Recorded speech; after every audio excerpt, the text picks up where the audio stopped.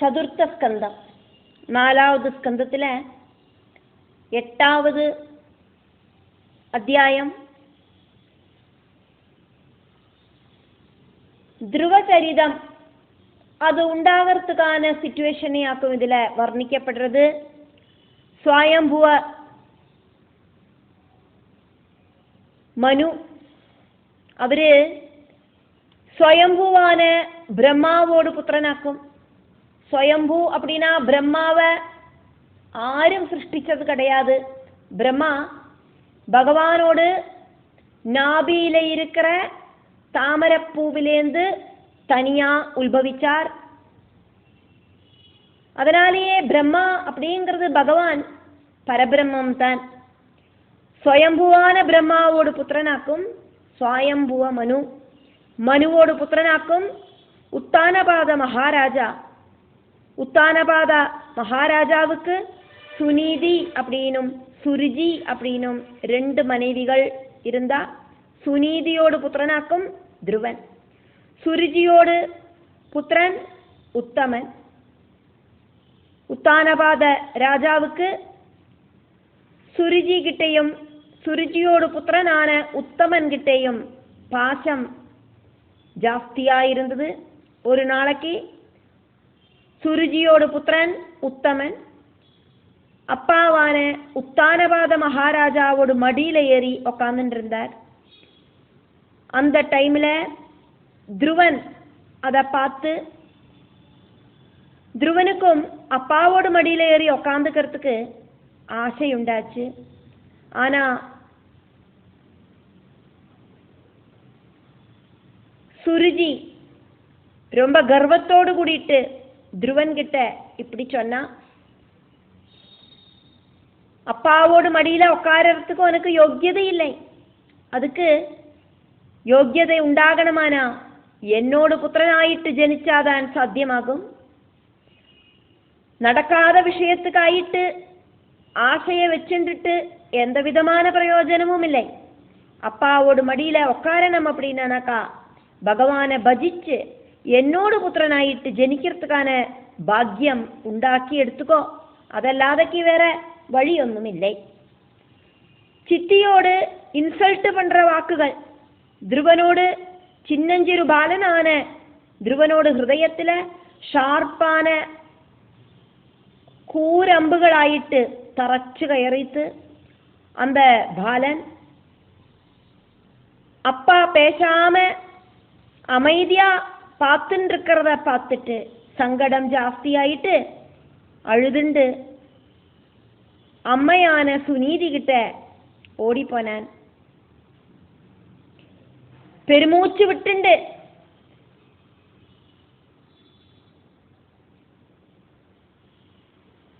பொட்டி பொட்டி அழுக வருது. விதும்பி விதும்பி அழற அந்த குழந்தைய தூக்கி எடுத்துட்டு மடியில வச்சுண்டு அம்மை கேட்டா, என்னத்துக்காக்கும் நீ இப்படி அழறாய்? பார்த்துண்டு நின்னவா நிறைய பேரு எல்லா விஷயங்களும் தெரிஞ்சவாளா இருந்தா அவ எல்லாம் அங்க என்ன நடந்தது அப்படிங்கிறத சுனீதி கிட்ட சொன்னா. சுனீதி காட்டுதீல அகப்பட்ட வள்ளிச்செடி மாதிரி ரொம்ப ரொம்ப சங்கடத்தோடு கூடிட்டு தளர்ந்து அழுதா. சபத்னியோடு ക്രൂര വചനങ്ങളെ நினைச்சு கண்ணுகளில கண்ணீர் இப்படி ரொம்பி நின்னுது. புத்திரனை இப்படி சொல்லி ஆசுவாசப்படுத்தினான். குழந்தை, அடுத்தவாளோட செயலில குறவை கண்டுபிடிக்காதே. அதுக்கான ஒரு டெண்டன்சிய நீ உன்னோட மனசுல வளர்த்திக்காதே. உன்னோட சித்தி சொன்னது தப்பாக்கும் அப்படிங்கிற எண்ணத்துல நீ பார்க்காதே. அடுத்தவாளை துக்கிப்பிக்கிறவா ஸ்வயம் துக்கிக்கிறதுக்கான சிச்சுவேஷன் உண்டாகிறது. சுருஜி சொன்னது சத்தியமாக்கும். அதிர்ஷ்டமில்லாத என்னோட வயத்துல வந்து பிறந்தவனாக்குமே நீ என்ன மனைவியாயிட்டு பார்க்கறதுக்கு கூடியும் ராஜாக்கு விருப்பமில்லை. உன்னோடு சித்தியாக்கும்னாலும் அவள் உனக்கு நல்ல ஒரு உபதேசத்தையாக்கும் தந்திருக்கா. அதன்படி அப்பாவோட மடியில உனக்கு ஆசை, மடியில உட்காரத்துக்கான ஆசையும் உனக்கு உண்டு அப்படின்னாக்கா ஜெகதீஸ்வரனோட பாத பத்மங்களில அபயம் பிராபிச்சுக்கோ. பகவத் பாத பரிചരണം வழியாக்கும் பிரம்மா சிருஷ்டிகர்த்தாவோடு அந்த பதத்தை அலங்காரம் பண்ணிட்டு உட்கார்ந்துட்டு இருக்கார். பிரம்மாக்கு பிரம்ம பதவி கிடைக்கிறதுக்கு காரணம் பகவான ரொம்ப ரொம்ப ஜாஸ்தி ஆயிட்டு சரணடைஞ்சதினாலேயாக்கும். നമ്മളോടെല്ലാം പിതാമഹനാன മനു ഭഗവാനെ ധ്യാനിച്ച് എല്ലാം ഒന്നായി പാത്തിട്ടാക്കും ഭൗതിക സുഖത്തോട് அந்த ടോപ്പ് മോസ്റ്റ് പദവിയിലെയും മോക്ഷ സുഖത്തിലെയും എല്ലാം ഒരേ മാതിരി സമഭാവനയോട് കൂടിയിട്ട് വാഴற. அதனால பக்தவத்சலனான அந்த பரமாத்மாவை நீ ஆசிரயிச்சுக்கோ, நன்னா ஆசிரயிச்சுக்கோ. சம்சார துக்க மோசனம் வேணும் அப்படின்னு ஆசைப்படுறவா பஜிக்கிறது அந்த பாத பத்மத்தையாக்கும். அந்நியபாவமெல்லாம் வேண்டான்னு வச்சுட்டு சுத்தமான அந்த கரணத்துல பகவானை கட்டியா ஸ்ட்ராங் ஆயிட்டு பிரதிஷ்டிச்சு பஜிச்சுக்கோ. உன்னோட துக்கத்தை இல்லாம பண்றதுக்கு பகவான் அல்லாதக்கு வேற யாரும் இல்லை அப்படிங்கிறத நான் தெரிஞ்சுட்டேன். பிரம்மாதி தேவர்களால கூடியும் பூஜிக்கப்படுற லக்ஷ்மி தேவி தாமரைப்பூவை கையில வச்சுண்டு எப்பவுமே அந்த பரம்பொருளோடு அந்த பாத பத்மங்களை பரிசரணம் பண்ணிட்டு வாழ்ந்துட்டு இருக்கா. இப்படியெல்லாம் சுனீதி புத்திரனான துருவன் கிட்ட சொன்னாலே அம்மாவோடு ரொம்ப ரொம்ப ட்ரூத்ஃபுல்லான ஃப்ரூட்ஃபுல்லான வாக்குகள் துருவ ஹிருதயத்துல காடமாயிட்டு பதிஞ்சுது. அந்த குழந்தை பகவான மனசுல திருடமா உறப்பிச்சுண்டு அப்பாவோட கொட்டாரத்திலேருந்து வெளியில வந்தது. இந்த வார்த்தை தெரிஞ்ச தேவர்ஷியான நாரதன் துருவ சந்நிதியில ஓடிண்டு வந்தார். சர்வ பாபங்களையும் இல்லாம பண்ணக்கூடின நாரதரோடு அந்த கை அந்த குழந்தையோடு சிரசில வச்சு இப்படி சொன்னார், குழந்தை விளையாட்டு பொருள்களில ஆசைப்பட்டு வாழற ஒரு வயசாக்கும் உனக்கு, அந்த அளவுக்கு ரொம்ப ரொம்ப சின்ன பாலனான உனக்கு மான அவமானங்கள் ஒன்றும் உண்டாகாது. இனி மான அவமான விவேகம் உண்டானா அது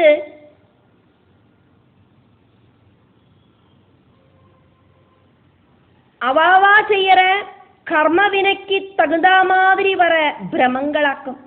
வந்து சேரற எதுவுமே ஈஸ்வர நிச்சயமாக்கும் அப்படின்னு நினைக்கிற ஒருத்தருக்கு பகவான் கூடவே இருப்பர். அம்மாவோட உபதேசத்தை ஸ்வீகரிச்சுண்டு நீ பகவானை தேடி போறாய். ஆனா குழந்தை ஒரு விஷயம் தெரிஞ்சுக்கோ, பகவத் பிரசாதம் ரொம்ப ரொம்ப ஈஸியாயிட்டொன்னும் கிடைக்கிறதுக்கு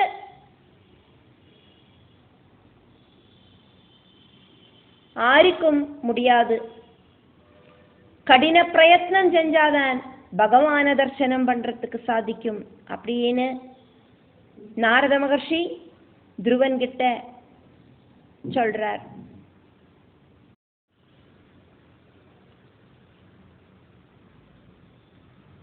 துருவன் வைராகிய நிஷ்டையோடு கூடிட்டு தபஸுக்கு கிளம்புறதுக்கு தீர்மானமானதையாக்கும் நம்ம பார்த்தோம். பலவிதமான வைராக்கியங்கள் இருக்கு. பகவானை கூப்பிட்டே தீரணம் அப்படிங்கிற வைராக்கியம் இருந்தது துருவனுக்கு இருந்தது.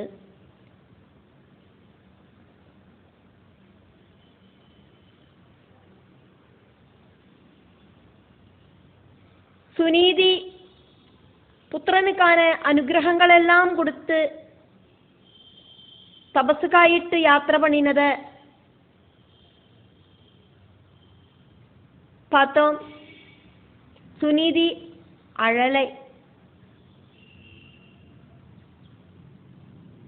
இந்த உலகத்தையே சம்ரட்சணம் பண்ணற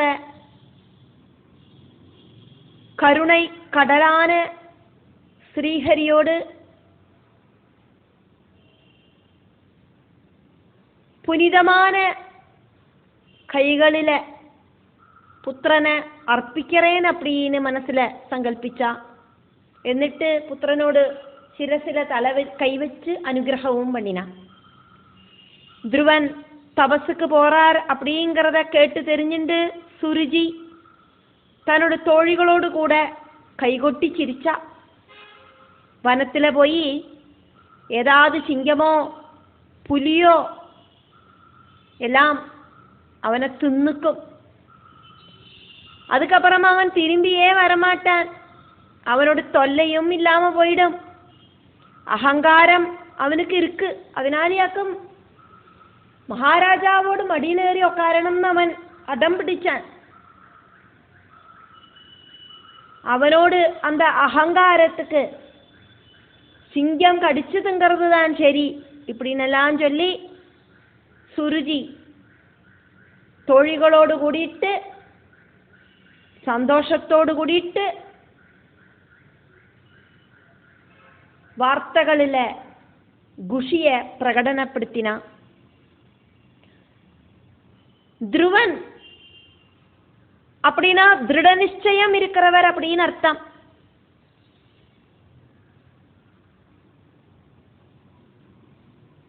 சர்வ சமயமும் நாராயணமூர்த்தியான ஸ்ரீ விஷ்ணு பகவானை அந்த விஷ்ணு பகவானுக்கு ரூபம் என்னவாக்கும்னு கூடியும் தெரியாதக்கு മനസ്സിലെ ധ്യാനിച്ചിട്ട് രണ്ട് കൈകളെയും നെഞ്ചോട് കൂടി ചേർത്തി പിടിച്ചിട്ട് തൊഴുതുണ്ട് ധ്രുവൻ 5 വയസ്സ് ബാലകനാன ധ്രുവൻ നടന്താൻ.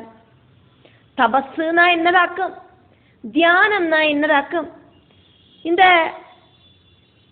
மகாவிஷ்ணுன்னு சொல்றாளே அந்த விஷ்ணு எப்படி இருப்பார் ஒன்றும் தெரியலை. சர்வவும் ஈஸ்வரமயமாக்கும் அப்படின்னு நினைச்சுண்டு நாராயண நாமம் ஜபிச்சுண்டு ധ്രുവൻ நடந்த. பசியும் தாகவும் மறந்து நடந்த. ஸ்ரீ நாராயணமூர்த்திய பார்த்தே தீரணம் அப்படிங்கிற பிடிவாதம். அப்படி ஒரு வைராகிய நிஷ்டையோடு கூடிட்டு தபஸுக்கு கிளம்பினான் ധ്രുവൻ. பூர்வ ஜென்மத்தில ധ്രുവൻ ஒரு பிராமணனாயிட்டு இருந்தார். விஷ்ணு பக்தனான அந்த பிராமணனுக்கு സുഹൃത്തായിട്ട് സകല സുഖങ്ങളും അനുഭവിக்கிற ഒരു രാജകുമാരൻ இருந்தார். அந்த രാജകുമാരനോട് ഐശ്വര്യത്തിലെ അട്രാക്ഷൻ ഉണ്ടായിട്ട് எனக்கும் ஒரு ராஜகுமாரனோட ஜென்மம் லபிக்கணும் அப்படின்னு பிராமணன் ஆசைப்பட்டான். மகாவிஷ்ணு அடுத்த ஜென்மத்தில் அந்த பிராமணனை ധ്രുവരാജകുമാരനായിട്ട് ജനിக்க வச்சார் அப்படின்னு கூடியும் ஒரு சில இடத்துல அர்த்தங்கள் சொல்லப்படுறது.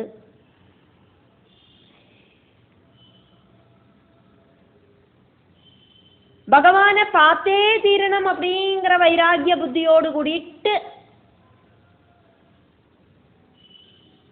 பிடிவாசியோடு கூடிட்டு ധ്രുവൻ தபசுக்கு போறதுக்கு தீர்மானம் பண்ணினதையாக்கும் பார்த்தோம்.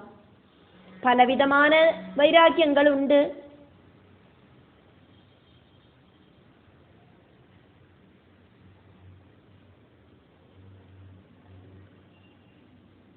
പ്രസവ വൈരാഗ്യം. പ്രസവ വൈരാഗ്യം ജനനക குழந்தைய கர்ப்பத்தில் தரிச்சுண்டு அந்த பிரசவ டைமில் ரொம்ப ரொம்ப வலிக்கும். உலகத்திலேயே பெரிய வலி அப்படிங்கிறது பிரசவ வலியாக்கும்னு சொல்லுவா. அந்த பிரசவிக்கிற நேரத்தில் ஓரோ அம்மையும் ஓரோ பிரசவ சமயத்திலையும் இனி எனக்கு பிரசவமே வேண்டாம் அப்படின்னு வைராகிய புத்தியோடு கூடிட்டு தீர்மானிப்பா. அதுக்காக்கும் பிரசவ வைராக்கியம். அதெல்லாம் டெம்பரரி வைராக்கியமாக்கும். அது கழிஞ்சு அதை மறந்துடுவா. அதுக்கப்புறம் மறுபடியும் பிரசவிப்பா. அந்த பிரசவ டைம்லையும் மறுபடியும் இனி நான் பிரசவிக்கவே மாட்டேன், இப்படி ஒரு வலி எனக்கு அனுபவிக்கவே படலை இப்படின்னு நினைப்பா. அப்போ இதெல்லாம் தற்காலிகமான டெம்பரரியான வைராக்கியங்கள். அதே மாதிரி இன்னொன்று இருக்கு, ஸ்மசான வைராக்கியம். ஸ்மசான வைராக்கியம் அப்படின்னா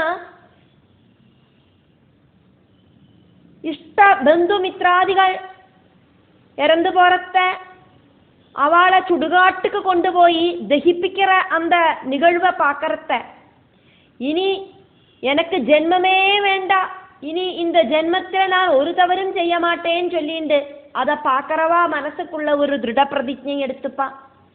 அதுக்கப்புறமோ அங்கேருந்து திரும்பி வந்து கழிஞ்சானா அவளுக்கு பழையபடி பலதும் வெட்டி பிடிக்கணும் அப்படிங்கிற ஆசைகளுக்கு ஃபுல் ஸ்டாப் ஒன்றும் இருக்காது. அப்போ அதுவும் தற்காலிகமான ஒரு வைராக்கியம் தான். இப்படி பலவிதமான வைராக்கியங்கள், அதெல்லாம் ஒரு சிலதெல்லாம் வந்து தற்காலிகமான வைராக்கியம். இங்க துருவனுக்கு வந்தது திருட வைராக்கியம், பகவானை பார்த்துதான் தீருவேன் அப்படிங்கிற உறுதியான நிலைமை. நடந்து நடந்து ராத்திரியும் பகலும் நிறைய கடந்து போச்சு. கோர வனத்துக்குள்ள துருவன் போய் சேர்ந்தார். அதுக்கப்புறமும் யாத்திரை தொடங்கினார். அந்த டைம்ல அவனோடு பின்னாலேந்து ரொம்ப ரொம்ப ஸ்வீட்டான ஒரு வீணாநாதம் கேட்கறது.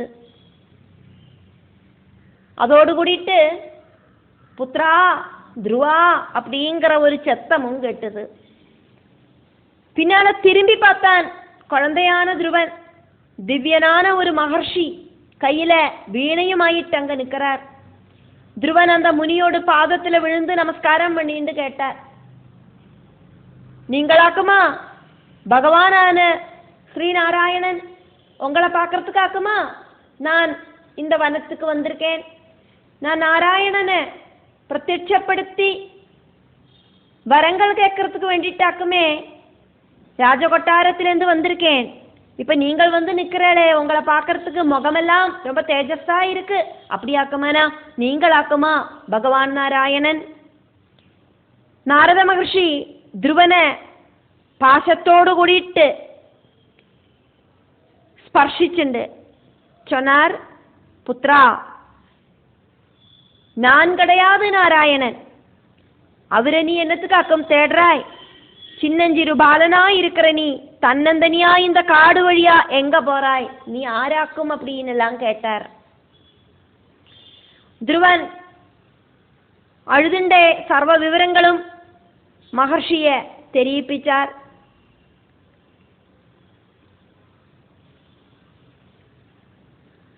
நாரத மகர்ஷி சொல்றார், துஷ்டையான உன்னோட சித்தி உன்னோட அப்பாவோட மடியில உன்னை உட்கார விடலை சொல்லி சங்கடப்பட்டுண்டாக்குமே நீ இந்த வனத்துக்கு வந்திருக்காய். குழந்தை உனக்கு மடியில உட்காந்தா போறாதா? என்னோட மடியில உட்காரத்துக்கு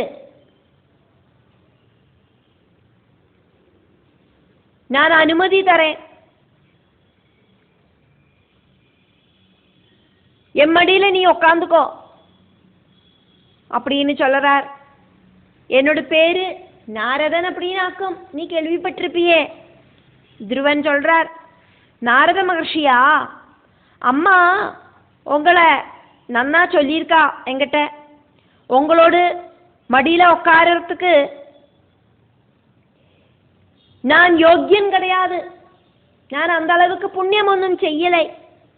எனக்கு என்னோட அப்பாவோட மடியில உட்காந்தா போரும், எனக்கு அவ்வளவுதான் ஆசை அப்படிங்கிறார் துருவன். நாரத மகர்ஷி சொல்றார், ஆரோடு மடியிலையும் உட்காரத்துக்கான புண்ணியம் உனக்கு இருக்கு. நீ பகவான் நாராயணமூர்த்திய தேடிண்டு போறையே, அந்த நாராயணமூர்த்தியும் உன்னை மடியில தூக்கி வச்சுண்டு உன்னை கொஞ்சுவர். துருவன் நாரத மகர்ஷிட்ட கேட்கிறார், சொல்லி கேள்விப்பட்டேன் இப்படி பகவான் நாராயணன். அவர் எங்க இருக்கார்? அவரை பார்க்கறதுக்கு எனக்கு சாதிக்குமா? அவர் எப்படி இருப்பார்? அவரை பார்த்தா நான் எப்படி தெரிஞ்சுக்கிறது? நாரத மகர்ஷி சொல்றார், பகவான் நாராயணன் எங்கேயும் இருக்கார். உனக்குள்ளேயும் இருக்கார், எனக்குள்ளேயும் இருக்கார். இந்த உலகம் முழுவதும் வியாபிச்சுருக்கார். ஈஷாவாஸ்யம் இதம் சர்வம். இந்த பார்க்கிற எல்லா செடி கொடிகளிலையும் பகவான் இருக்கார். நதியிலையும் பகவான் இருக்கார். பூமியிலையும் சர்வச்சராச்சரங்களிலையும் விவித ரூபத்தில் பகவான் விளையாடுறார். இந்த உலகத்துல நாராயணன் அல்லாதைக்கு வேற ஒண்ணுமே கிடையாது. துருவனுக்கு சந்தேகங்கள் தீர மாட்டேங்கிறது. நாரத மகர்ஷே, பகவான் நாராயணனை தபசு பண்ணுறது எப்படியாக்கும்னு எனக்கொன்னு சொல்லித்தரேடா. നാരദ മഹർഷി ധ്രുവകുമാരനെ കെട്ടിപ്പിടിച്ചുണ്ട് അവനോട് കാതില് നാരായണ മൂലമന്ത്രത്തെ ഉപദേശിച്ചു കൊടുത്താർ. ധ്രുവൻ കേക്കറാർ നാരദ മഹർഷിட்ட, എന്നോട് മുന്നാലെ ഭഗവാൻ നാരായണൻ വരുവാരാ നാരദമുനെ. ഞാനൊരു ചിന്ന ബാലനാനതിനാല് എന്നെ അവർക്ക് കണ്ണുക്ക് പിടിക്കുമാ? ഞാൻ പ്രാർത്ഥിച്ചാനാ അവര് വരുവരാ? അവർക്ക് കാത് കേൾക്കുമാ ഞാൻ കൂപ്പിട്ടാനാ? ഞാൻ ചിന്ന കുഴന്തയല്ലോ, அப்போ எனக்கு சவுண்ட் எல்லாம் கூடயும் அவ்வளோ பெருசாக வராது. அப்போ சின்ன ஒரு குழந்தை கூப்பிட்டா கூடயும் அவர் வருவார்னா நீங்கள் சொல்கிற. நாரத மகர்ஷி சொல்கிறார், ஆரோடு முன்னாலேயும் அவர் ஓடி வருவார். பக்தியோடு கூடி கூப்பிடுற ஆரோடு முன்னாலேயும் அவர் வருவார். ஆரோடு பிரார்த்தனையும் அவர் கேட்பார். பக்தர்களுக்கு தாசனாக்கும் பகவான் என்னோடு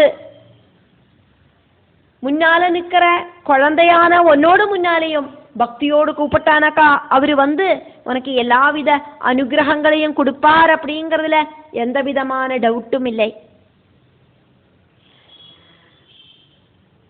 நாரதமுனி அந்த குழந்தைய நன்னா ஆசீர்வாதம் பண்ணினார்.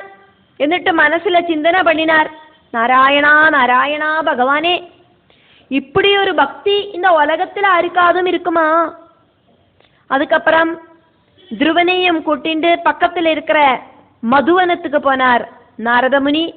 தபசு செய்யறதுக்கு ரொம்ப ரொம்ப ஃபேவரட்டான, அப்படி இல்லைன்னா நல்ல ஒரு சிச்சுவேஷன் இருக்கிற இடம் அவர் காட்டி கொடுத்தார்.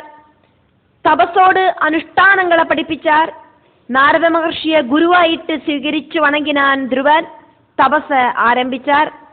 ഏകാഗ്ര നിഷ്ഠയോട് കൂടിയിട്ട് ധ്രുവൻ തപസ്സനുഷ്ഠിച്ച് தியான நிரதனாயிட்டு உட்காந்துண்டு இருக்கிறத பார்த்துட்டு ஆனந்த கண்ணீர் விட்டுண்டு இந்த உலகத்துக்கே உபகாரம் செய்யற அந்த நாரத பிரம்மர்ஷி அங்கேருந்து மறைஞ்சிட்டார். துருவனோடு தபோனிஷ்டை அப்படிங்கிறது ரொம்ப ரொம்ப கடினம். முதல்ல ஒரு 3 மாசம்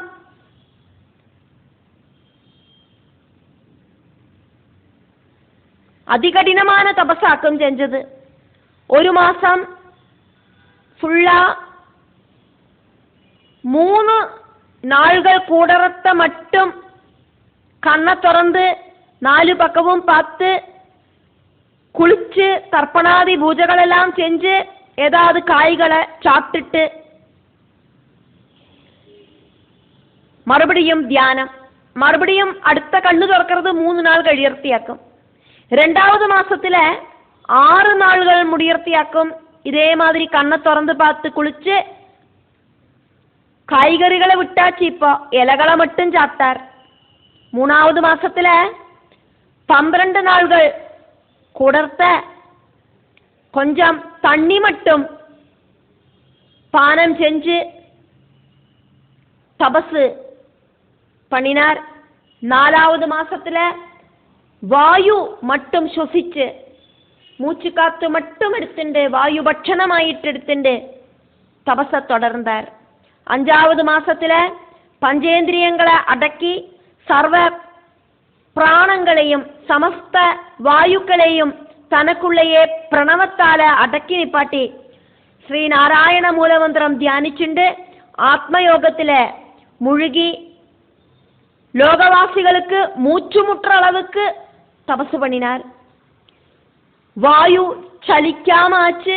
பிரபஞ்சம் முழுவதும் 5 வயசு பிராயம் இருக்கிற குழந்தையோடு ஆத்மயோக தபோபலத்தால நிச்சலமாச்சு, ஸ்டாச்சு மாதிரி ஆச்சு, ஸ்பந்திக்காம ஆச்சு. ஆச்சரியம் ஆச்சரியம், அத்தனையும் ஆச்சரியம்.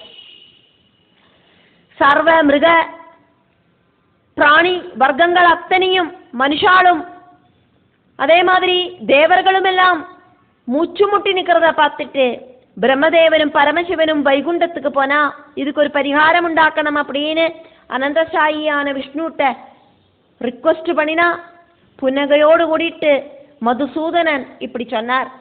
உத்தானபாத புத்திரனான துருவன் சர்வ பிராணங்களையும் ஆத்மாவில அடக்கிண்டு தபசு செய்யறதுனாலியாக்கும் இந்த வாயு ஸ்தம்பனம்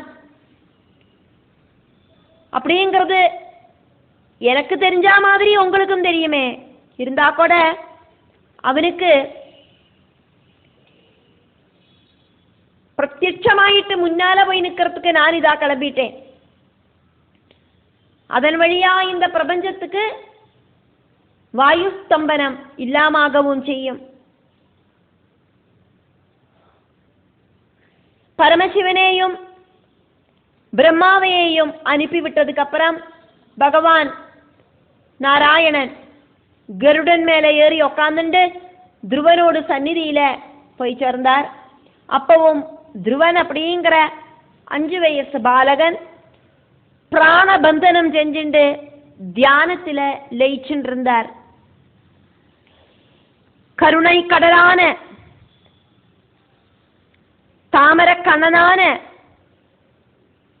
பகவான் துருவனோடு உச்சந்தரையில திருக்கை வச்சுண்டு தடவிண்டு ரொம்ப சாஃப்ட் ஆயிட்டு சொன்னார், குழந்தே துருவகுமாரா கண்ணை திறந்து பாரு, நீ தேடின நாராயணன் இதா உன்னோட கண்ணு முன்னால வந்து நிக்கிறேன். குழந்தை நீ பாரேன். திடீர்னு வந்த அந்த மனசுல இருக்கிற உந்துதல் படி துரியாவஸ்தையில உட்கார்ந்துட்டு இருந்ததாக்குமே துருவன். அதனால பகவான் வந்ததொன்னும் தெரியலை.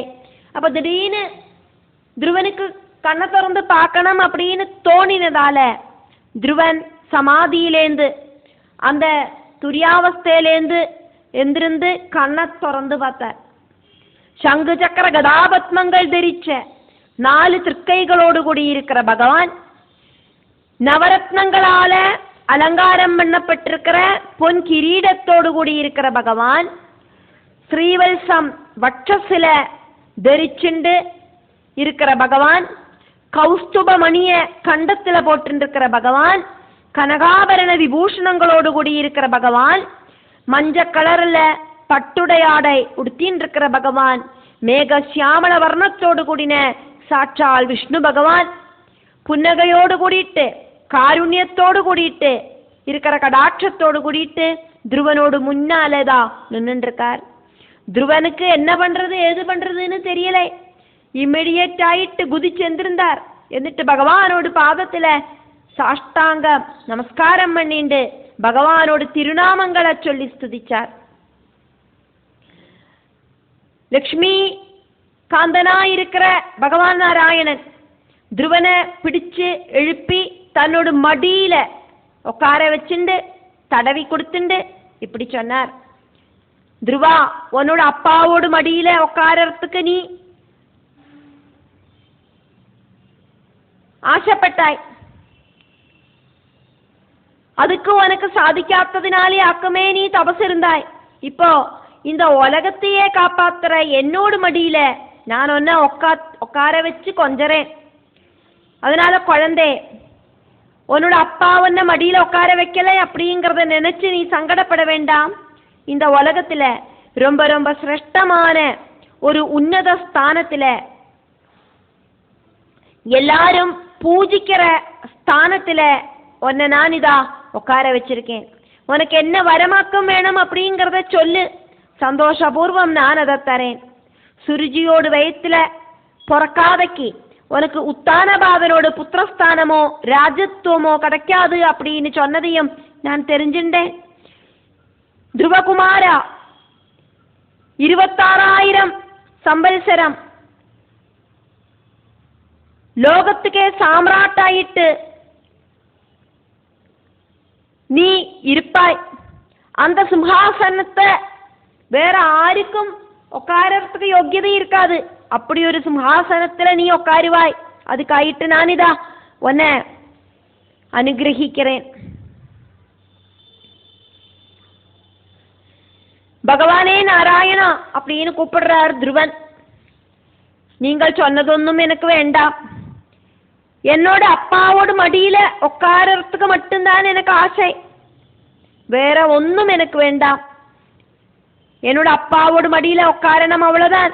அதுக்கப்புறம் எப்பவும் பகவத் பக்தனாயிட்டு உங்களோட பாதத்தை சரணடைஞ்சு பூஜை பண்றதுக்கான அனுகிரகம் மட்டும் எனக்கு போரும், வேற எந்த பதவியும் எனக்கு வேண்டாம். பகவான் நாராயணன் துருவன் கிட்ட சொன்னார், உன்னோட ஆசைக்கு தகுந்த மாதிரி வரம் நான் உனக்கு தந்திருக்கேன். 26,000 வருஷம் சிரேஷ்டமான ராஜராஜேந்திரனாயிட்டு வாழ்ந்ததுக்கு அப்புறம் என்னோடு உத்தம பக்தனாயிட்டு இந்த உலகம் அவசானம் வரைக்கும் சர்வருக்கும் பார்க்கற மாதிரி நீ ஒரு துருவ நட்சத்திரமாயிட்டு, நசிக்காத்த நட்சத்திரமாயிட்டு வானத்துல உத்தரபாகத்துல எப்பவும் விளங்கி நிப்பாய். உன்னோட பேரு துருவன் அப்படின்னாக்குமே அந்த நட்சத்திரம் துருவன் அப்படின்னு இந்த உலகத்துக்கே தெரியப்படும். துருவ நட்சத்திரம் அப்படின்னு இந்த பிரபஞ்சம் நசிக்கிறத நீ என்னோட பாதத்துல வந்து லயிப்பாய் அப்படின்னு பகவான் வரம் கொடுத்தார். இப்படி அனுகிரகம் பண்ணி வரதானம் பண்ணினார் பகவான். துருவனோடு சந்நிதியிலேந்து பகவான் தன்னோட வைகுண்ட பதவிக்கு போனார்.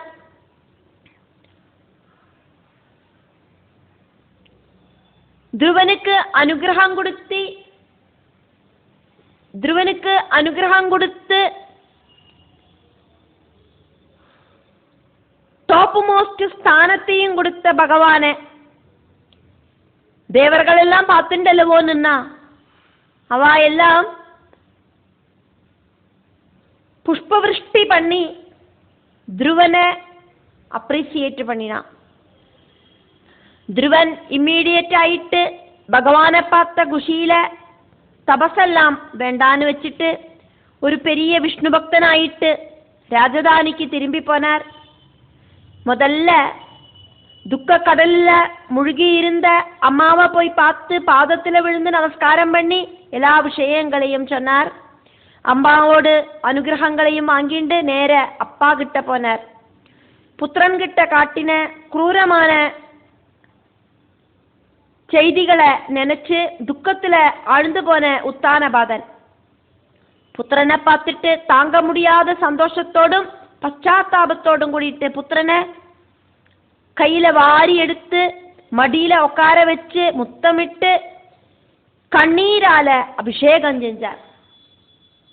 துருவனுக்கு சந்தோஷமாச்சு, சாட்டிஸ்பாக்சன் உண்டாச்சு. அப்பாவோடு மடியில உட்கார முடிஞ்சாச்சு, இதை விட இனி வேற என்ன வக்கம் வேணாம். அவனோட ஆசை சாதிச்சது. தம்பிய அப்பா கொஞ்சரத பார்த்துட்டு உத்தமன் அப்படிங்கிற துருவனோடு அண்ணா சந்தோஷத்தால மதிமறந்து துள்ளி சாடினான். அதுக்கப்புறம் ரொம்ப சந்தோஷமாயிட்டு தம்பிய கூட்டிண்டு ராஜதானி முழுவதும் ஒரு கோஷயாத்திரை மாதிரி சஞ்சாரம் பண்ணினான். துருவன் சித்தியான சுருஜிக்கிட்டையும் போய் பக்தியோடு கூட்டிட்டு தொழுதான். சுருஜிக்கு குற்ற உணர்வுனால வார்த்தைகள் வெளியில வரலை. வருஷங்கள் நிறைய முடிஞ்சது. துருவனும் உத்தமனும் யௌவன பிராயத்துல வந்து சேர்ந்தா. அந்த காலகட்டத்துல ஒரு நாள் உத்தமன் வேட்டைக்காயிட்டு கானனத்துக்கு கிளம்பினான். துருவனோடு அண்ணாவாக்குமே உத்தமன். அந்த கானனத்துல அதிகோரனான ஒரு யட்சன் உத்தமன் கூட யுத்தம் பண்ணி உத்தமனை வதிச்சான். வேட்டைக்கு போன புத்திரன் திரும்பி வராததுனால அவனுக்கு என்ன ஆச்சு அப்படின்னு சுருஜி தன்னந்தனியா வனத்துக்கு போய் சுருஜியும் அந்த வனத்துல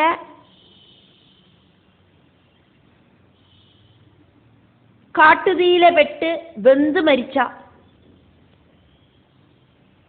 சுருஜி பண்ணின பாபத்துக்கு கர்மபலம் அனுபவிக்கிறதுக்கு ஆயிட்டாயிருந்தது அந்த சுருஜியோடு வனயாத்திரை. காட்டுக்கு நடுவில் புத்திரனை தேடி தேடி நடக்கிறத திடீர்னு உண்டான காட்டுதீயில சுருஜி வெந்து இறந்து போனா. இந்த விஷயம் தெரிஞ்சு துருவன் உடனடியா காலாள்படை, அதே மாதிரி ஆனப்படை, குதிரைப்படை, தேர்ப்படை, இப்படி இருக்கிற சதுர்வியூக படைகளால அந்த வானத்துக்கு போய் சேர்ந்தார். அதர்மிகளான யட்சர்களை சம்ஹாரம் பண்றதுக்கு ஆரம்பிச்சார் துருவன். யட்சவர்க்கம் நசிக்கிறத பார்த்துட்டு யட்சர்களுக்கு தலைவரா இருக்கிற குபேரன் துருவனை வந்து பார்த்து மன்னிப்பு கேட்டு துருவன் உடனடியா அந்த யுத்தத்தை நிப்பாட்டினார். அதுல குபேரனுக்கு ரொம்ப சந்தோஷமாச்சு.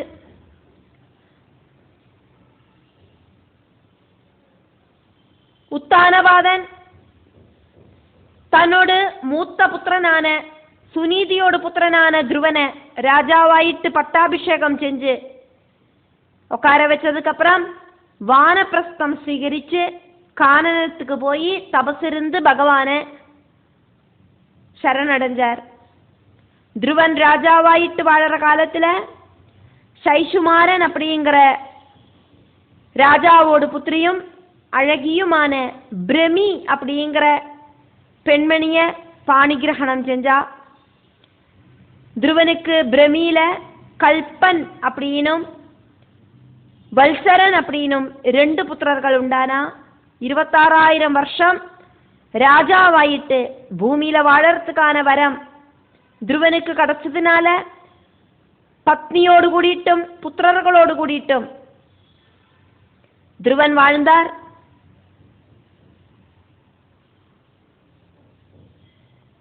துருவனுக்கு 26,000 வருஷமாக்கும் சக்கரவர்த்தி ஸ்தானம் அப்படிங்கிறது பகவான் கொடுத்தார்.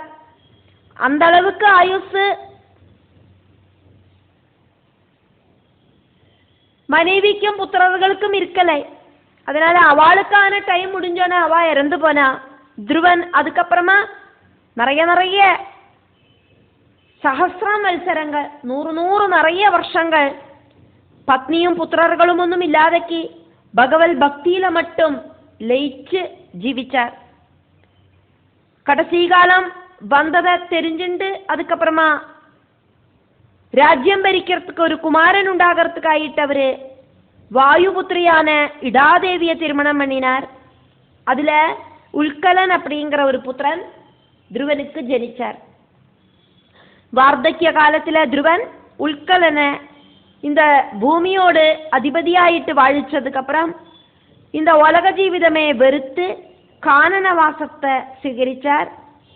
ഒരു കണ്ണു കാണാത്തവനെ മാതിരിയും കാതു കേൾക്കാത്തവനെ മാതിരിയും ഊമയ മാതിരിയും സർവ ഇന്ദ്രിയങ്ങളും വെടിഞ്ച് ഒരു അവധൂത രൂപത്തിലെ കടശീല ഒരു പൈത്യം മാതിരി അവര് ബദരിയാശ്രമത്തെ പ്രാപിച്ചാർ. அங்க தன்னோட பௌதிக ஜடம் உபேட்சிக்கிறதுக்கு ஆரம்பிச்ச டைம்ல வைகுண்டத்திலேருந்து ஒரு சொர்ண விமானம் கீழே வந்து துருவனை உடலோடு கூடிட்டு சொர்க்கத்துக்கு கொண்டு போச்சு. அந்த உத்தமோத்தம விஷ்ணு பக்தனை ஒருபோதும் அழியாத புண்ணிய நட்சத்திரமாயிட்டு துருவ நட்சத்திரமாயிட்டு இந்த உலக அவசானம் வரைக்கும் எல்லாருக்கும் பார்க்க முடியற ஒரு ஸ்தானத்துல வானத்துல உத்தரோத்தர பாகத்துல பிரதிஷ்டிச்சா. அதாக்கும் துருவ நட்சத்திரம். அதுக்கப்புறமா அவரோட பௌதிக ஜடம் விஷ்ணு பார்ஷதர்களான சுனந்தனும் நந்தனும் கூட்டிட்டு விமானத்துல எடுத்து சொர்லோக மந்தாகினியில അർപ്പിച്ച് അങ്ങേന്ന് അപ്രത്യക്ഷമാക്കിന. ഇത്രയുമാക്കും ധ്രുവനോട് ചരിതം. ഇതുക്കപ്പുറമാ വറതെല്ലാം ധ്രുവനോട് സന്തതി പരമ്പരകളാക്കും. ഇതെല്ലാമാക്കും നമ്മൾ இந்த ഭാഗവതത്തില് பார்த்துட்டு இருக்கோம். ஒரு மனுஷனோடு வருஷம் அப்படிங்கிறது தேவர்களோடு ஒரு நாளாக்கும் அப்படிங்கிறத பார்த்தோம். 360 தேவர்களோடு நாட்களாக்கும் 360 മനുഷ്യവർഷം.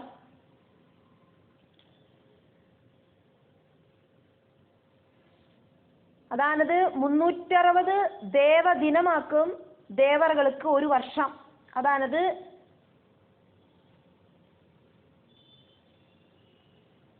മനുഷ്യരോട് 360 വർഷമാക്കും ദേവറുകൾക്ക് ഒരു വർഷം. 4800 ദേവവർഷം. അതാണത് 360 × 4800 17,28,000 മനുഷ്യവർഷമാക്കും കൃതയുഗം. 3600 ദേവവർഷം. അതാണത് 360 × 3600 12,96,000 മനുഷ്യവർഷമാക്കും ത്രേതായുഗം. 2400 ദേവവർഷം. അതാണത് 360 × 2400 8,64,000 മനുഷ്യവർഷമാക്കും ദ്വാപരയുഗം. 1200 ദേവവർഷം. അതാണത് 360 × 1200 4,32,000 മനുഷ്യവർഷമാക്കും കലിയുഗം. ഇതാക്കും இந்த 4 യുഗങ്ങളോട് കാൽക്കുലേഷൻ. இந்த 4 யுகங்களும் கூடி சேர்ந்தாலாக்கும் சதுர்யுகம் அப்படின்னு சொல்றது. அப்போ அப்படி 1000 சதுர்யுகங்களாக்கும் பிரம்மாவுக்கு ஒரு பகல். அதே மாதிரியே 1000 சதுர்யுகங்களாக்கும் பிரம்மாவுக்கு ராத்திரி. அப்படியாக்குமானா இப்ப நம்ம பார்த்த 2000 சதுர்யுகங்களாக்கும் பிரம்மாவுக்கு ஒரு நாள் அப்படிங்கிறது. 4 யுகங்கள் கூடறது ஒரு தேவயுகமாக்கும். அதாக்கும் சதுர்யுகம் அப்படின்னு சொல்லப்படுறது. 1000 சதுர்யுகம் அப்படி இல்லைன்னா 432 கோடி மனுஷ்ய വർഷങ്ങൾ ബ്രഹ്മാവുക്ക് ഒരു കൽപ്പം. അതാണത് ഒരു പകൽ, ഹാഫ് ഡേ, ഒരു പകൽ. രാത്രിയും പകലും കൂടി ചേർന്നാക്കുമേ ഒരു വർഷം, ഒരു നാളുണ്ടാകരുത്. അപ്പോൾ 432 കോടി മനുഷ്യനോട് വർഷങ്ങളാക്കും ബ്രഹ്മാവുക്ക് ഒരു കൽപ്പം, അരനാൾ அப்படிங்கிறது. രാത്രിയും പകലും കൂടി ചേർത്ത ഒരു നാളാകരുത്. அப்படியாக்குமானா 864 കോടി മനുഷ്യവർഷമാക്കും ബ്രഹ്മാവുക്ക് ഒരു നാൾ. 2000 ചതുർയുഗം ബ്രഹ്മാവുക്ക് ഒരു നാൾ. அதுக்கு பேராக்கும் பிரம்மதினம். 360 பிரம்மதினம் அப்படிங்கிறது ஒரு பிரம்ம வருஷமாக்கும் பிரம்மாவுக்கு ஒரு வருஷம். 360 நாள்கள் ചേർത്തിയാക്കുമേ ഒരു വർഷം ഉണ്ടാകരുത്. 100 பிரம்ம வருஷம் അതാക്കും ബ്രഹ്മാവുക്ക് ആയുസ്.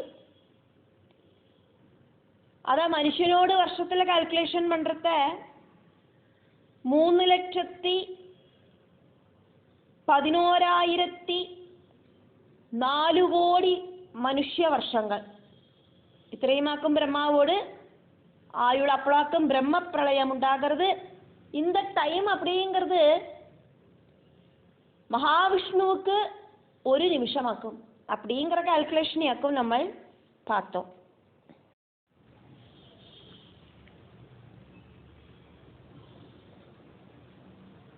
பிரம்மபுத்திரர்களோடு கதையை மைத்ரேயர் விதுரருக்கு சொல்றதையாக்கும் பார்த்துட்டு இருக்கோம்.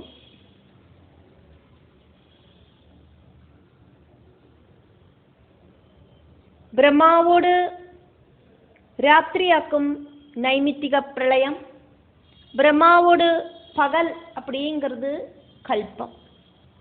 இதெல்லாம் நம்ம பார்த்ததாக்கும். ஒரு சின்ன சன்னமான ஊசியால ரொம்ப ரொம்ப சாஃப்டா இருக்கிற ஒரு இலையில குத்தினானாக்கா அது அந்த இலையோடு அந்த பக்கத்துக்கு தொலைஞ்சு ஏறற அந்த டைமுக்காக்கும் க்ஷண நேரம் அப்படின்னு சொல்லப்படுறது. 30 ക്ഷണമാക്കും ഒരു ത്രുടി, 30 ത്രുടിയാക്കും ഒരു കല, 30 കലയ്ക്ക് ഒരു മാത്ര, அப்படி இல்லைனா நிமேஷம், அப்படி இல்லைனா ஒரு விரல் நொட்டிக்கிற டைம். 40 மாத்திர அப்படிங்கிறது மனுஷனோடு சாதாரணமாக இருக்கிற நார்மலாக இருக்கிற ஒரு மனுஷனோடு வேர்வை வெளியில வர டைம். 6 வேர்வை அப்படிங்கிறது 24 மாத்திர, அதானது ஒரு வினாழிகை. 60 வினாழிகை அப்படிங்கிறது ஒரு நாழிகா, 60 நாழிகை அப்படிங்கிறது மனுஷாளோடு ஒரு நாள், அப்படி இல்லைனா ஒரு அஹோராத்திரம். 15 அஹோராத்திரம், அதானது 15 நாள்கள் அப்படிங்கிறது ஒரு பட்சம், 2 பட்சம் அப்படிங்கிறது 30 நாள்கள், அதானது ஒரு மாசம். பிதൃக்களோடு ஒரு நாளாக்கும் ஒரு மாசம். கருத்த பட்சம் பிதൃக்களோடு ராத்திரியும், വെളുത്ത പക്ഷം പിതൃക്കളോട് പകലുമാക്കും. 365 നാളുകൾ അഹോരാത്രങ്ങൾ കൂടിച്ചേർത്ത് മനുഷ്യാൾക്ക് ഒരു വർഷമാകരുത്.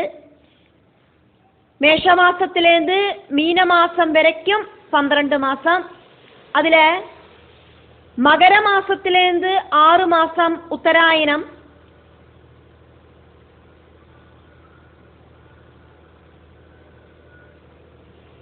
പകലാക്കും. അതേമാതിരി ദക്ഷിണായനം அப்படிங்கிறது രാത്രിയുമാക്കും. മനുഷ്യാളോട് ഒരു വർഷം, ദേവர்களுக்கு ഒരു നാളാക്കും. 360 മനുഷ്യവർഷം ദേവர்களோடு ஒரு வருஷமாக்கும். இதுக்கு தேவவர்ஷம் அப்படினும் திவ்ய வருஷம் அப்படினும் பேரு. அப்படி இருக்கிற 4800 திவ்ய வருஷங்கள், அப்படி இல்லைன்னா 17,28,000 மனுஷ்ய വർഷങ്ങളാക്കും കൃതയുഗ കാല ദൈർഘ്യം. കൃതയുഗത്തോട് அந்த കാലഘട്ടം 3600 ദിവ്യ വർഷം, അതായത് 12,96,000 മനുഷ്യ വർഷങ്ങളാക്കും ത്രേതായുഗത്തോട് കാലം. 2400 ദിവ്യ വർഷം, അതായത് 8,64,000 മനുഷ്യ വർഷങ്ങളാക്കും ദ്വാപരയുഗത്തോട് കാലഘട്ടം. 1200 ദിവ്യ വർഷങ്ങൾ, അതായത് 4,32,000 മനുഷ്യ വർഷങ്ങളാക്കും കലിയുഗത്തോട് കാലദൈർഘ്യം. அப்படி இருக்கிற 4 யுகங்களுக்கும் கூடி மொத்தம் 12 திவ்ய வருஷங்கள். அப்படி இல்லைனா 43,20,000 வருஷங்கள் இருக்கு. இந்த 4 யுகங்களுக்கும் கூடி சேர்ந்த பேராக்கும் சதுர்யுகம் அப்படிங்கிறது.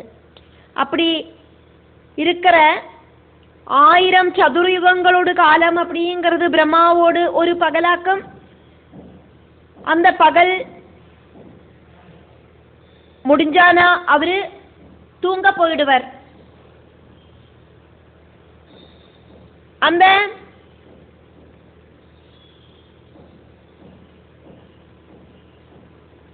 தூங்க போற டைம், தூங்கிட்டு இருக்கிற டைமுக்கு பேராக்கும் நைமித்திக பிரளயம். பிரம்மாவோட பகல் டைமாக்கும் கல்பம். பிரம்மா தூங்குறதுக்கு ஆரம்பிச்சானா அதுக்கப்புறமா பிரளயமாக்கும் சம்பவிக்கிறது. பிரம்மதேவன் சுஷுப்தியில லயிச்சிருக்கிற ராத்திரி காலமாக்கும் பிரளயம். பகல் மாதிரியே 1000 சதுர்யுகங்களோட காலதைர்கியம் பிரம்மாவோட ராத்திரிக்கும் இருக்கு. அப்படி பகலும் ராத்திரியும் கூடி சேர்ந்த 2000 சதுர்யுகங்களோட காலமாக்கும் பிரம்மாவோடு ஒரு நாள் பிரம்ம தினம் அப்படிங்கிறது. 360 பிரம்ம தினம் ஒரு பிரம்ம வருஷமாக்கும். அப்படி இருக்கிற 100 பிரம்ம வருஷம் கூடுறதாக்கும் பிரம்மாவோடு ஆயுசு, பிரம்ம ஆயுசு. ஒரு பிரம்ம ஆயுசு விஷ்ணு பகவானோடு ஒரு நிமிஷ நேரம் மட்டுமாக்கும். பிரம்மதேவனோடு ராத்திரி முடியறத பிரளயமும் முடியறது, மறுபடியும் சிருஷ்டி ஆரம்பிக்கிறது. அதுக்கு நடுவில் நிறைய யுகங்கள் உண்டாகிறது. 1000 சதுர்யுகங்கள் முடியறத மறுபடியும் பிரளயம் உண்டாகிறது. பிரளயம் முடியறத மறுபடியும் சிருஷ்டி ஆரம்பிக்கிறது. இப்படி பிரம்ம தினங்களும் பிரம்ம ஆயுசுகளும் ஒன்றுக்கு பின்னால ஒன்னாயிட்டு அதிசயமான பிரதிபாசங்களோடு கூடிட்டு கடந்து போகவும் செய்யறது. இதெல்லாம் நம்ம ஆல்ரெடி பார்த்ததாக்கும். இங்க மறுபடியும் அதை ஞாபகப்படுத்துறதுக்காக எடுத்து சொன்னதாக்கும். பிரம்மாவோடு ஒரு பகலில 14 மனுக்களோடு காலம் இருக்கு. அதுக்கு பேராக்கும் மன்வந்தரங்கள். அதானது ஒரு மனுவுக்கு 71.43 சதுரயுகங்கள் ஆக்கும் அப்படிங்கிறத நம்ம பார்த்தோம்.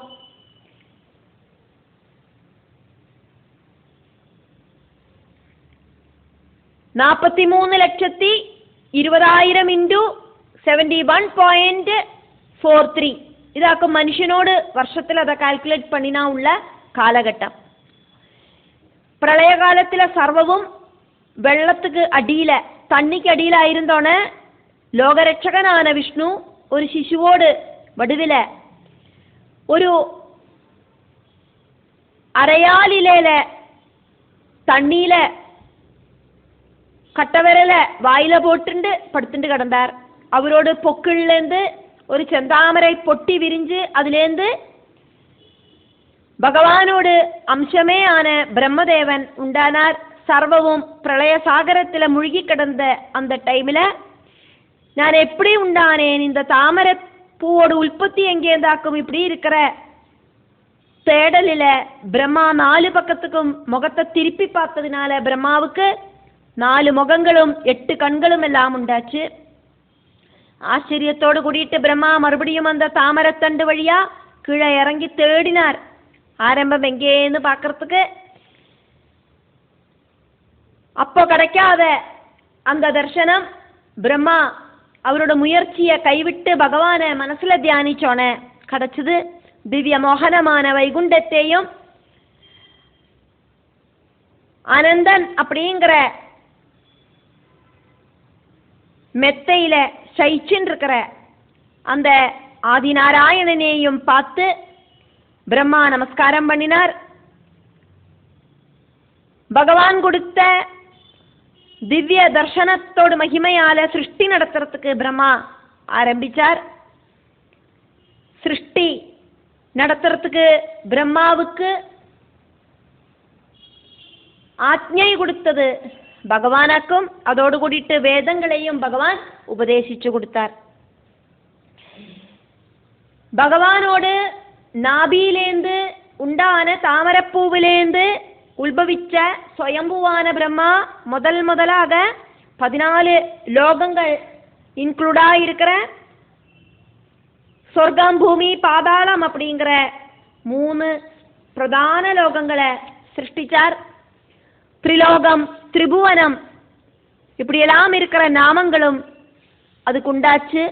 பூமி அப்பவுமே தண்ணியோடு அந்த மேலேயே இருந்தது. ஒருக்கா பகவான் நாராயணன் நித்ரையில லயிச்சுட்டு இருந்தோன காதில என்னமோ கொடையறா மாதிரி தோணித்து. அதனால தன்னோடு கை விரல் தும்பினால காதில இருக்கிற அழுக்க நோண்டி எடுத்து தூர எறிஞ்சார். உடனடியா அதுலேருந்து மது அப்படின்னும் கைடபன் அப்படின்னும் பேர் இருக்கிற 2 அசுர வீரர்கள் உண்டானா. விஷ்ணு பகவானோட பொக்கிளில தாமரையில உட்கார்ந்து இருக்கிற பிரம்மாவை அட்டாக் பண்றதுக்காயிட்டு மது கைடபர்கள் ஓடிண்டு வந்தா பிரம்மா பயந்து பகவானை சரணம் பிராபிச்சார்.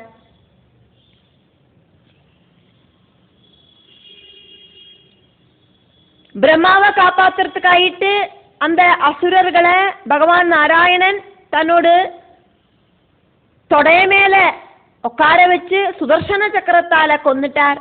அவளோட மேதஸ் ஜலப்பரப்பில் இருந்த பூமியில விழுந்தது. அது ஒரு கரையாயிட்டு பரிணமிச்சது.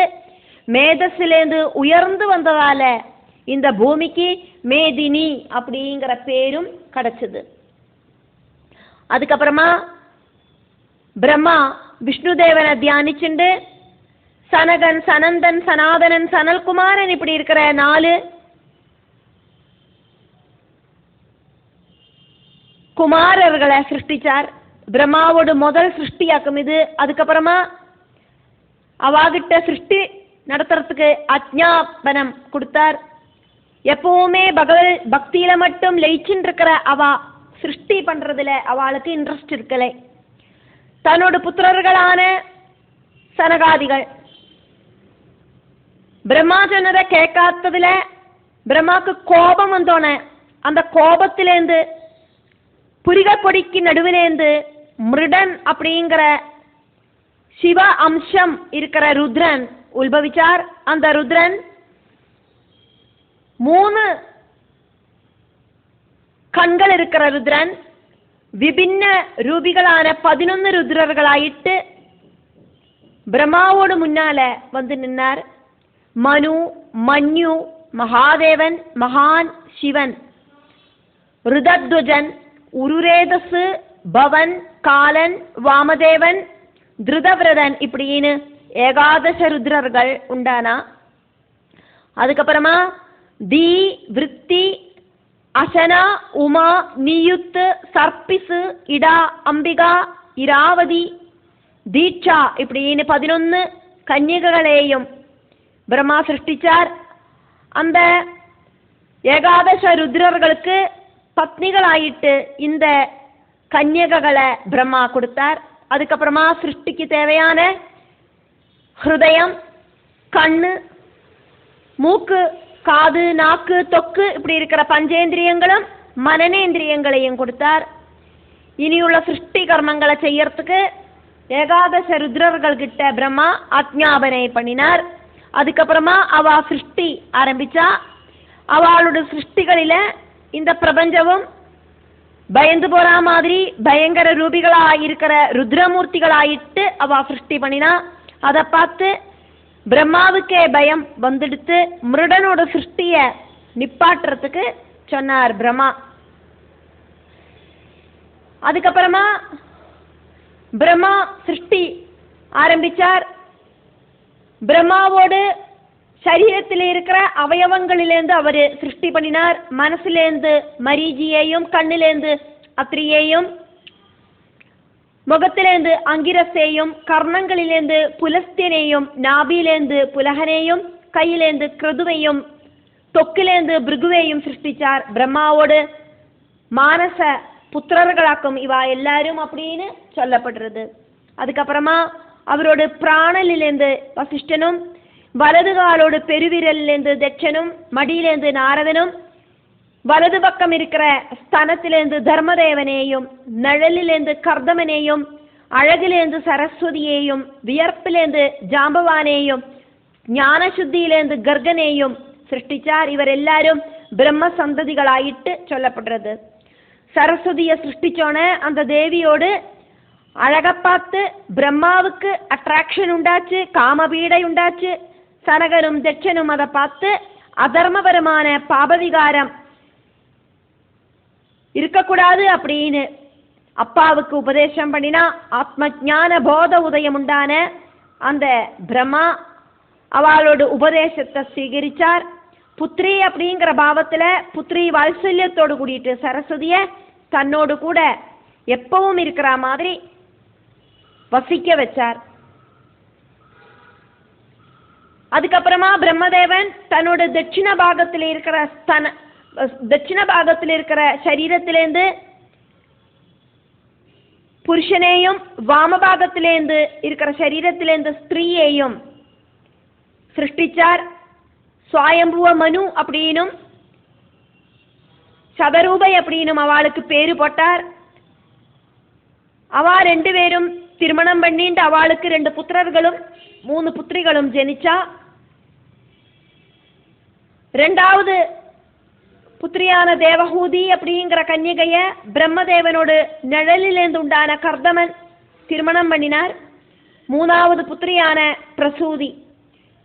பிரசூதி பிரம்மாவோடு இடது காலோடு பெருவிரல்லேருந்து ஜனிச்சதாக்கும் அப்படின்னு மகாபாரதத்தில் சொல்லப்படுறது. இங்க கொஞ்சம் வித்தியாசம் இருக்கு கதைகளுக்கு. அந்த பிரசூதிய தட்சனும் திருமணம் பண்ணிட்டார். சுவாயம்புவ மனுவோட புத்திரர்களோட பேருகள் பிரியவிரதன் அப்படின்னும் உத்தானபாதன் அப்படின்னும் நம்ம பார்த்தோம். அதே மாதிரி சுவாயம்புவ மனுவோடு மூத்த புத்திரியோட பேரு ஆகூதி அப்படிங்கிறதையும் நம்ம பார்த்தோம். கர்தமனும் தேவஹூதியும் ரொம்ப ரொம்ப விஷ்ணு பக்தர்கள் ஆனதுனால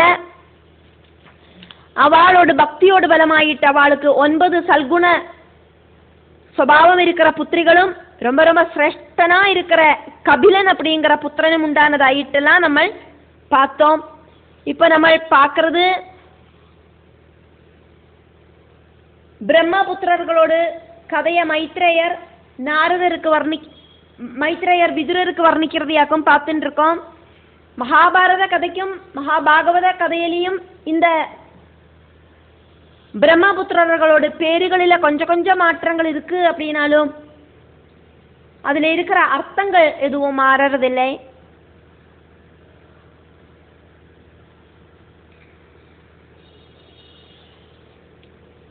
பிரம்மாவோடு மனசுலேந்து மரீஜி, அத்ரி, அங்கிரசு, புலஸ்தியன், புலகன், கிரது, பிருகு அப்படின்னு பேருகள் இருக்கிற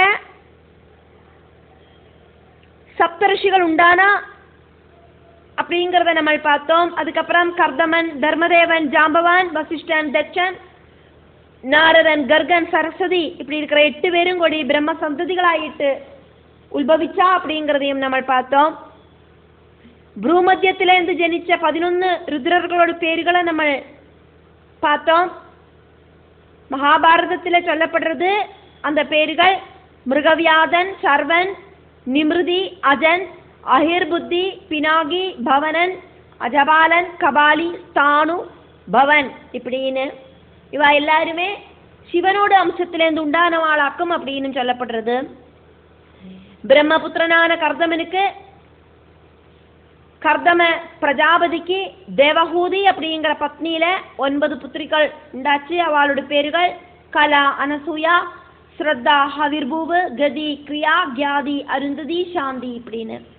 அதுல கலைய மரீஜியும், அனசூய அத்ரியும், ஸ்ரத்தைய அங்கிரசும், ஹவிர்பூவ புலஸ்தியனும், கதிய புலகனும், கிரியைய கிருதுவும், கியாதிய பிருகுவும், அருந்ததிய வசிஷ்டனும் திருமணம் பண்ணிண்டா. அங்கிரசுக்கு ஸ்ரத்தையில ஜனிச்ச புத்திரனாக்கும் தேவ ஆச்சாரியனான பிருகஸ்பதி.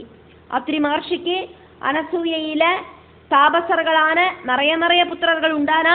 திரிமூர்த்திகளோடு சக்தி அம்சங்கள் சேர்ந்துண்டான அத்ரி புத்திரர்களாக்கும் சோமனும் தத்தனும் துர்வாசாவும் இதெல்லாம் நம்ம பார்த்ததாக்கும். புலஸ்தியனுக்கு ஹவிர்பூவில ஜனிச்ச புத்திரனாக்கும் விஸ்ரவஸ் அப்படிங்கிற முனி. அவரோடு சந்ததி பரம்பரைகள் கிண்ணறர்களும் ராட்சசர்களும் வானரர்களுமா இருந்தா.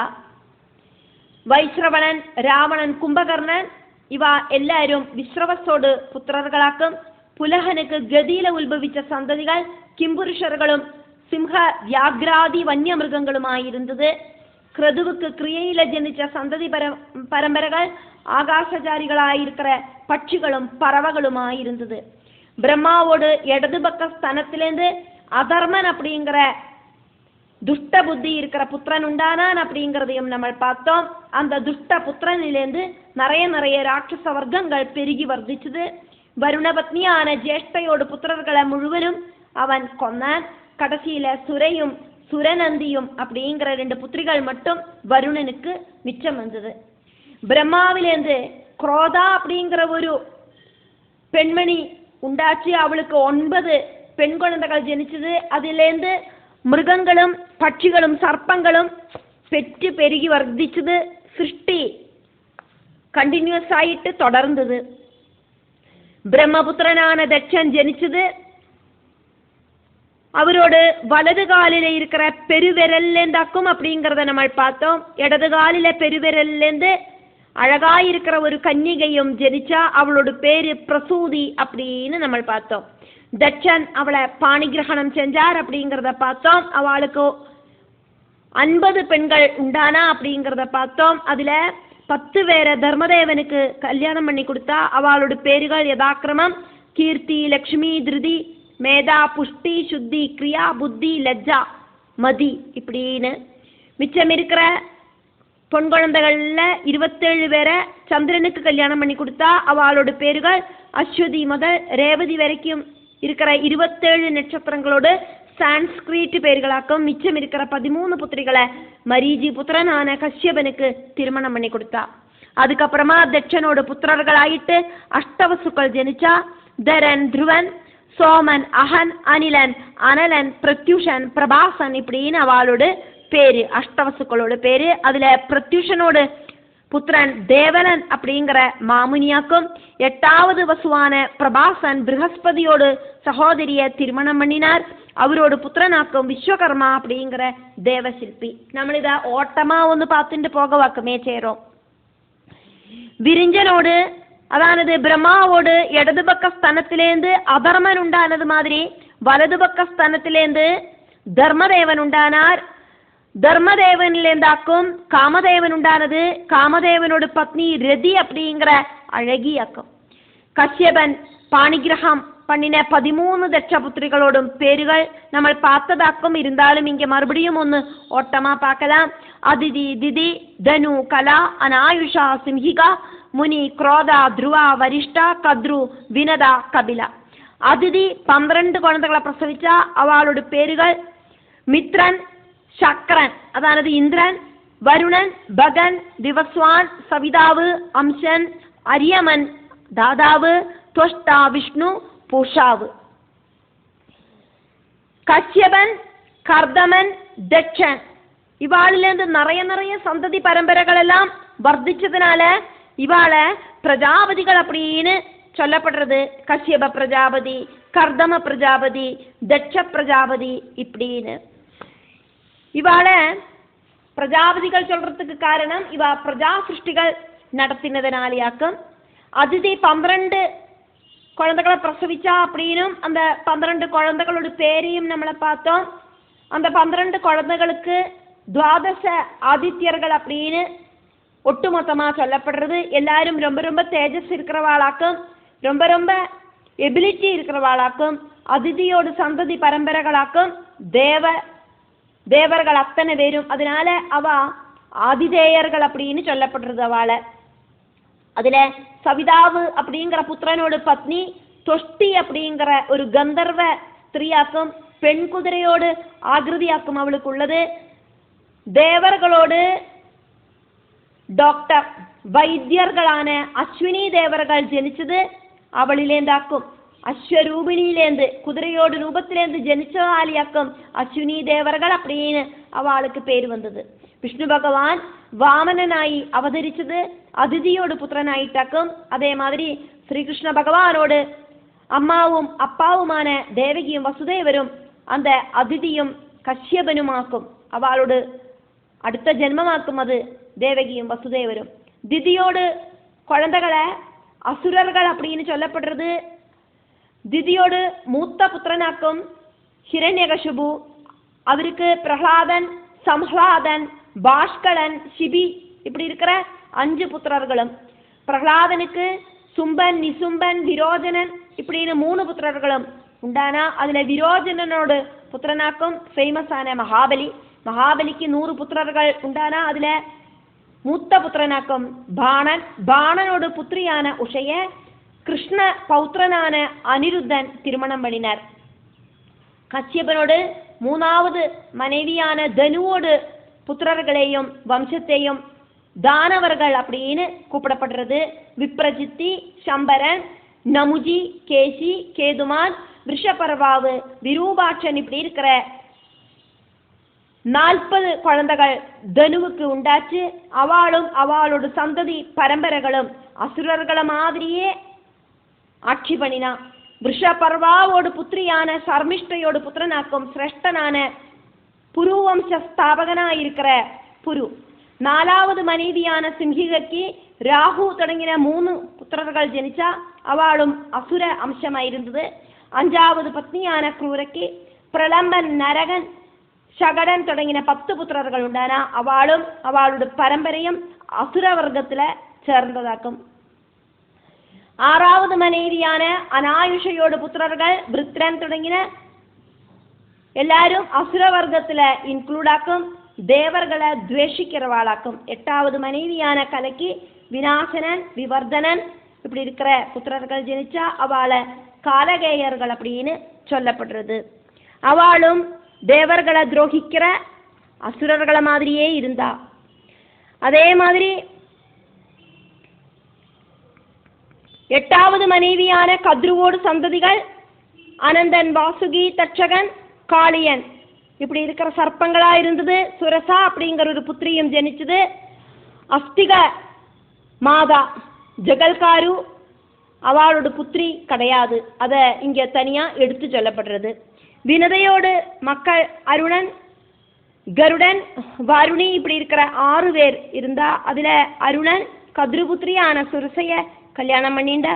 அதுல உண்டான சந்தானங்களாக்கும் சம்பாதி, ஜடாயு இப்படி இருக்கிற பட்சி சிரேஷ்டர்கள்.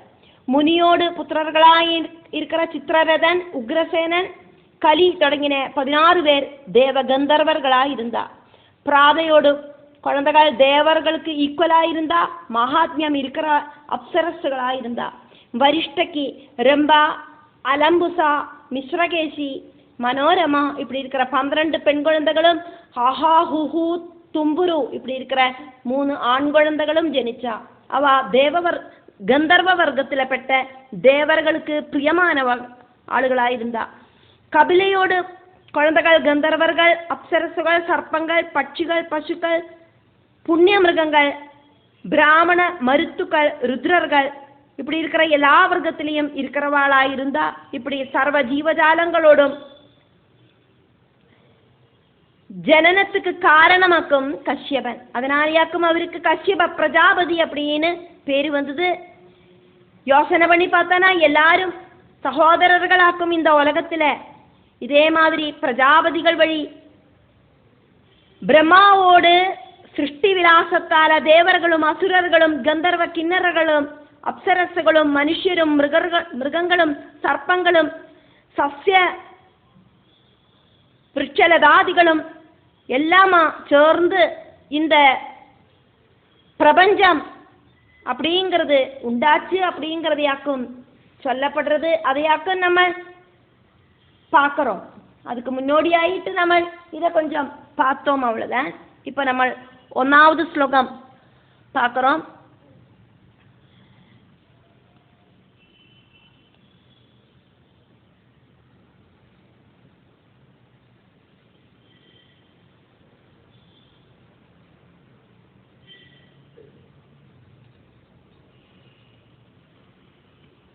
ஸ்ரீமத் பாகவதம் 4th ஸ்கந்தம் 4வது ஸ்கந்தத்தில் 8வது அத்தியாயம். 8வது அத்தியாயத்தில் மைத்ரேயராக்கம் இங்க விதுரருக்கு கதை சொல்றார். அப்படிங்கிறதுனால மைத்ரேய உவாஜா 1வது ஸ்லோகம். சனக ஆத்யாஹ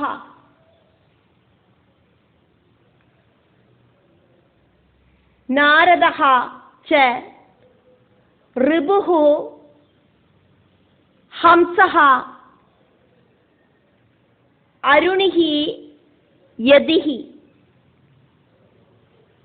சனகாத்யா நாரதஸ்ச ரிபுர்ஹம்சோருணேர்யதே ந ஏதே கிருஹான் பிரம்மசுதா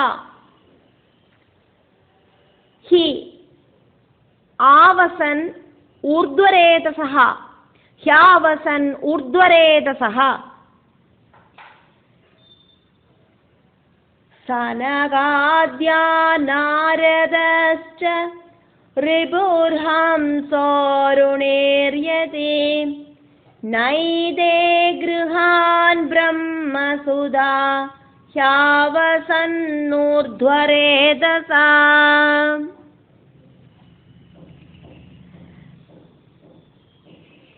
மைத்ரேயர்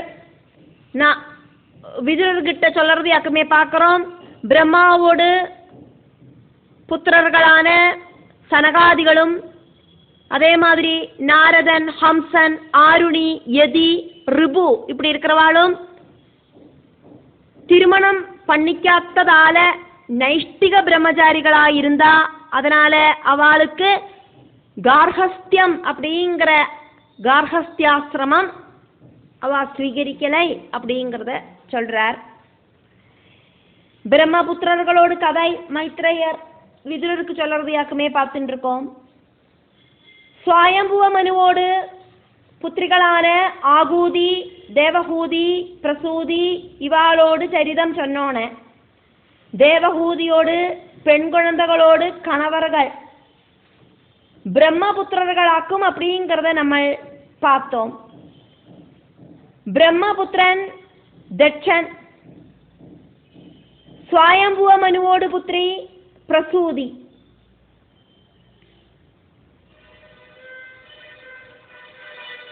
அவளோடு புத்திரியாக்கும் சதி. அந்த சதியோடு கதை சொன்னோன தட்சயாக கதையையும் நம்ம பார்த்து தெரிஞ்சுட்டோம். தட்சயாகம் வழியா துவைத பாவம் அப்படிங்கிறது துக்கங்களை தரும் அப்படிங்கிறத நம்ம தெரிஞ்சுட்டோம். தட்சனுக்கு நான் வேற சிவன் வேற அப்படிங்கிற துவைத பாவம் வந்ததாலியாக்கும் இந்த அனர்த்தங்கள் எல்லாம் உண்டாச்சு அப்படிங்கிறத நம்ம தெரிஞ்சுட்டோம். பரபிரம்மம், பரபிரம்மத்திலிருந்து உண்டான திரிமூர்த்திகள், பிரபஞ்சம், பிரபஞ்சத்தில் இருக்கிற சகலதும் ஒன்னாக்கும் அப்படிங்கிற அத்வைத உபதேசமாக்கும் தட்சனுக்கு பகவான் கொடுத்தது. சுவாயம்புவ மனுவோடு பெண் குழந்தைகளோடு வம்ச பரம்பரை கதைகளுக்கு அப்புறம் இனி சொல்லப்படுறது சுவாயம்புவ மனுவோடு புத்திரர்களான உத்தானபாதன், பிரியவிரதன் இப்படி இருக்கிற 2 புத்திரர்களோடு கதையாக்கும். முக்கியமாயிட்டும் பேர குழந்தையான துருவனோடு சரிதம் சொல்லறதுக்கு ஆரம்பத்துக்கு முன்னோடி ஆயிட்டு உத்தானபாதனோடு கதையை இங்க சொல்லப்படுறது.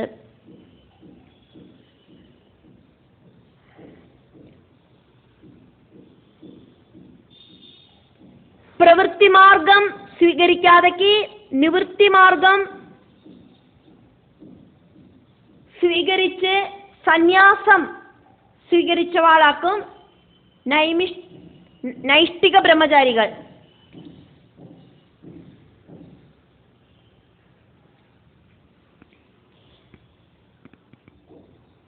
നൈഷ്ഠിക ബ്രഹ്മചാരികൾ அப்படிங்கிறது பிரபஞ்ச விஷய தால்பரியம் இல்லாத ஜீவிதம், பகவானில மனச திருடமா உറപ്പിச்சு நிப்பாட்டி இருக்கிறவா, துவைத பாவம் இல்லாதக்கு அத்வைத பாவம் இருக்கிறவா.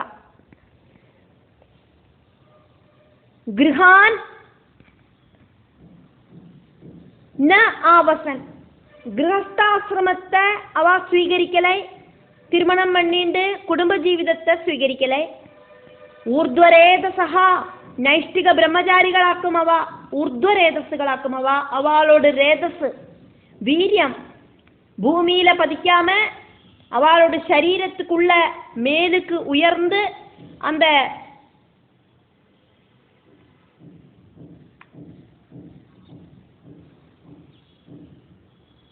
சிரசில போய் உயர்ந்து நின்னுது. பிரஜா சிருஷ்டிக்கு அவளோட ரேதஸ் அவ உபயோகிக்கலை. ரேதஸ் ஜனன வீரியம், அவளோட ரேதஸ் சரீரம் ஃபுல்லா வியாபிச்சு நைஷ்டிக பிரம்மச்சாரிகளுக்கு அத்யுஜ்வலமான தேஜஸ் பிரவாகமாயிட்டு ஒழுகிறது. அதனாலியாக்கும் சனகன், சனந்தன், சனல்குமாரன், சனாதனன் இவாளையாக்கும் சனக ஆதிகள் அப்படின்னு சொல்றது. சனகாதிகள் இவாளோட பேருக்கு முன்னாலே எல்லாம் சனா சனா அப்படின்னு வருது இல்லையா, அதனால சனகாதிகள். கௌமார அவதாரங்களாக்கும் இவா. சனகாத்யகா அப்படின்னா சனக ஆத்யகா. நித்திய குமாரர்களாக்கும் இவா. அவளுக்கு யௌவன அவஸ்தை இல்லாததால அவளுக்கு திருமண வாழ்க்கையும் இல்லை. நாரத மகர்ஷியும் நாரதச்ச நாரதஹா ச, நாரத மகர்ஷியும் சனகாதிகள் பிரம்மாவோட ஹிருதயத்திலேந்து நாரதர் மடியிலேந்தும், சனகாதிகள் பிரம்மாவோடு ஹிருதயத்திலேந்தும் நாரதர் பிரம்மாவோடு மடியிலேந்துமாக்கும் உத்பவிச்சது அப்படிங்கிறத நம்ம பார்த்தோம். ஹம்சன், ஆருணி, யதி, ரிபு இப்படி இருக்கிற பிரம்மபுத்திரர்களும் நைஷ்டிக ஊர்த்வரேதஸ்ஸுகள் தான், நைஷ்டிக பிரம்மச்சாரிகள். சனகாதிகள் 4 பேராக்கும் அப்படின்னு பார்த்தோம். சனகன், சனந்தன், சனல்குமாரன், சனாதனன்.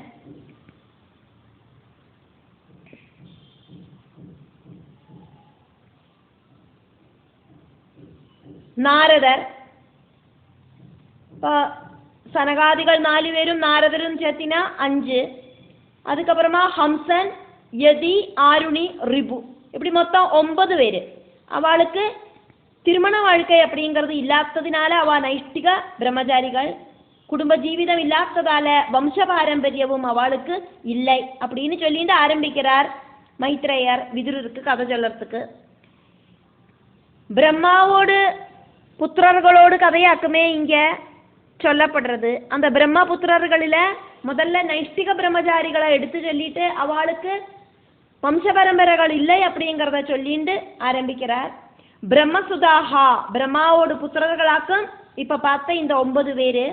ஏதே, இந்த பிரம்மபுத்திரர்கள் கிருஹான் ந ஆவசன், வீடுகளில தாமசிச்சு அவ கல்யாணம் எல்லாம் பண்ணிட்டு வாழ்க்கையை நடத்தி குழந்தை குட்டிகளோடு கூடிட்டு வம்சத்தை வர்த்தி பண்ணலை.